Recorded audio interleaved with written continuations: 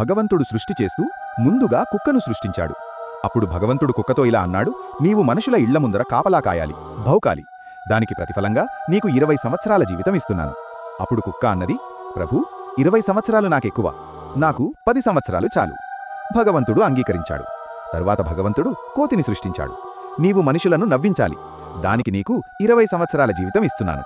కోతి అన్నది, ప్రభూ, 10 సంవత్సరాలు చాలు. భగవంతుడు సరే అన్నాడు.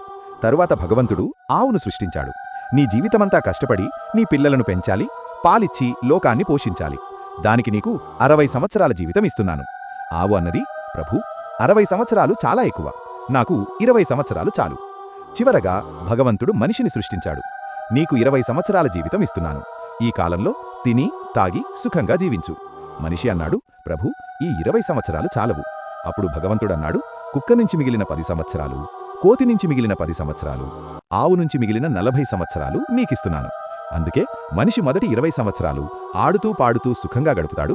తరువాత 40 సంవత్సరాలు ఆవులా కష్టపడి కుటుంబాన్ని పోషిస్తాడు. తరువాత 10 సంవత్సరాలు కోతిలా మనవాళ్లను నవ్విస్తాడు. చివరి 10 సంవత్సరాలు కుక్కలా బలహీనుడై ఇంటి ముందే కూర్చుంటాడు. ఇదే మనిషి జీవితం వెనుక ఉన్న నిజం. కమెంట్స్లో హర హర మహాదేవ తప్పకుండా వ్రాయండి.